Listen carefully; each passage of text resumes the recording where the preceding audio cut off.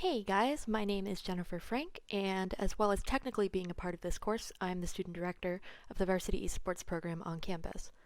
Well, now I suppose it's off campus, given this entire pandemic situation, but I still maintain the responsibilities of working with our players, interns, and community to make the program flourish.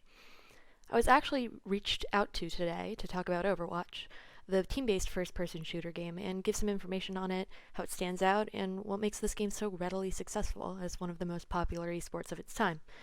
And I was really happy to get that opportunity. Blizzard, who created Overwatch, hooked me in before I began playing, and Overwatch is definitely at the top of my list of esports to watch, alongside Rocket League and a couple of others.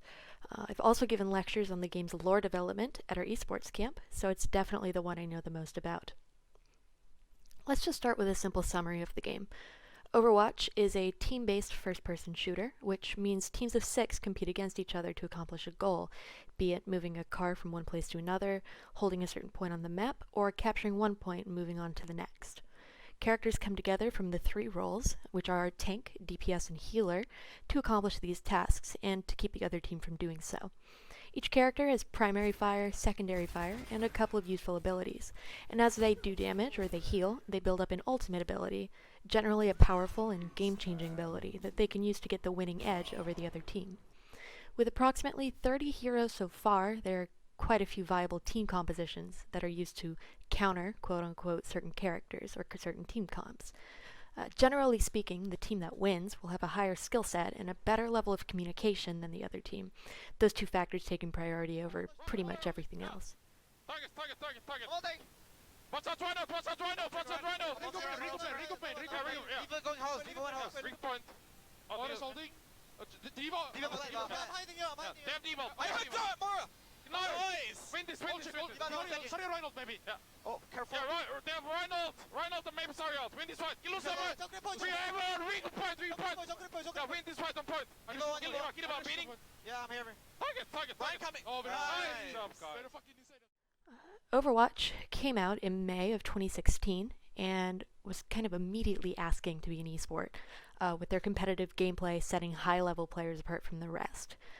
The game's fast pace, combined with its need for communication, made it equally as exciting as it was challenging, and by November of that year, Blizzard had set up the Overwatch League, Blizzard's very own professional esports league, specifically for the game Overwatch.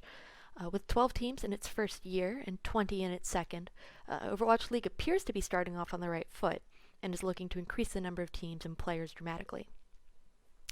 So let's talk about where this surge of popularity came from and why Overwatch is doing so well when it's only been out for 3 years. And to really start talking about it, we have to discuss the game's predecessor. For those of you that already know what I'm talking about, you'll have reason to laugh when I name, of course, Valve's own team-based first-person shooter, Team Fortress 2, which was released in 2007. With 9 heroes, the game was the original Overwatch, basically, many game types and character designs similar or identical to some characters you might see in Overwatch today. But Valve's mistake is that they wound up leaving the game unattended for a long period of time and let gameplay kind of run itself into the ground by not adjusting or adding things to the game. Add to that the game came out 13 years ago and it was just kind of broken. Things weren't working the way they ought to, and the game was super out of balance. Overwatch took the format of Team Fortress 2 and brought it back to life with a new narrative, new characters, and tight gameplay and graphics, making it above all else a fair game, a fair version of TF2. That's the key difference between Team Fortress 2 and Overwatch. Though there were some competitive Team Fortress 2 leagues and competitions, they simply weren't as stable as Overwatch is, and it wasn't as quickly monitored and taken care of. And as such, Team Fortress 2 lost the limelight, which is a pity because the characters were really lovable and the cinematics were hilarious. I have something radiating off of me. Yeah, those are stink lines. That's why the car hit him. 'Cause he smells. Yes, I see. Here you've drawn me having sexual congress with the Eiffel Tower. Eiffel Tower having sexual congress with me. Both of us relaxing post-coitus. I'm crying, and the Eiffel Tower has stink lines coming off of it. Did anyone besides Scout put a card into the bucket? Oh, man. Classic Scout. Fantastic. This was a huge waste of my time. But sometimes that's just the way these things go. On the topic of cinematics, while Team Fortress 2 had some great ones, Blizzard has kind of picked up the baton in terms of making great cinematics for these first-person shooters.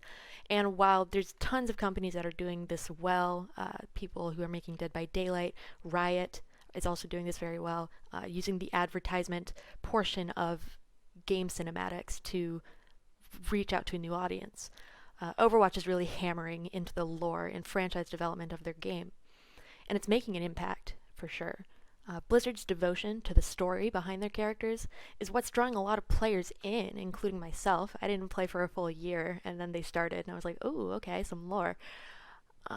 It's enticing the community with bits and details, like the personality and the narrative through comics, short stories, even some anime, and some rendered animated shorts, all of which have gone completely above and beyond to show that there's a really great narrative here.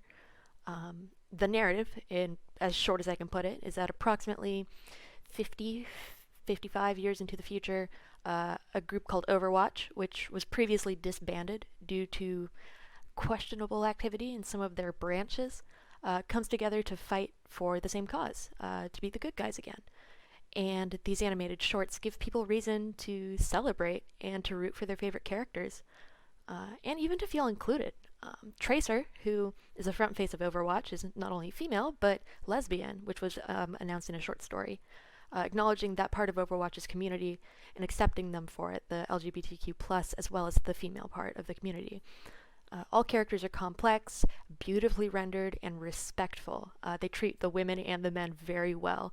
Yes, even the villains, who are very lovable and have almost as much of a fan base as Overwatch themselves. These cinematics do a great job of introducing the audience to the new characters, but also to the gameplay itself. Each animated short, which typically highlights like one, maybe two characters, shows skills and abilities that the character has in-game and gives them a glimpse into what you're in for, should you decide to pick up the game.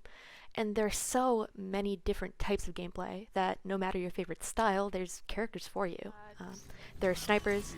Oh no. Got him. Oh. Good Got him. job. Wow, look at you fucking go. You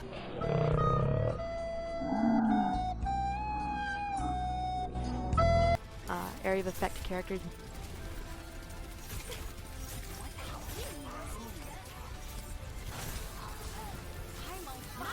Melee characters. Power. Come back. Well, I'm going for another play on the map. God, who is this guy? Buckshot using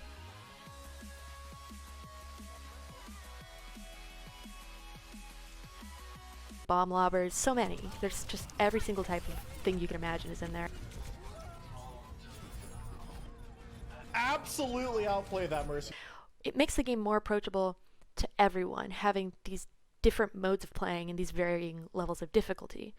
Personally, I was super anti-first-person shooter when I came into Overwatch. I probably waited like a year to pick it up because there's just like no first-person shooters. But I was familiar with gameplay that was similar to Lucio in Area of Effect Healer, with strong utility.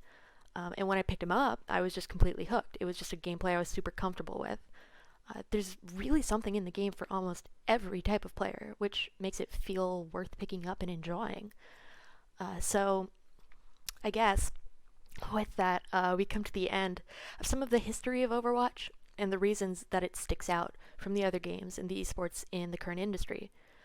As always, feel free to ask me questions on my Discord or talk to Phil and he can reach out to me. I do intend on being in the Twitch chat as this happens to help answer questions, and maybe Phil will give me a call on Discord and I can answer questions live.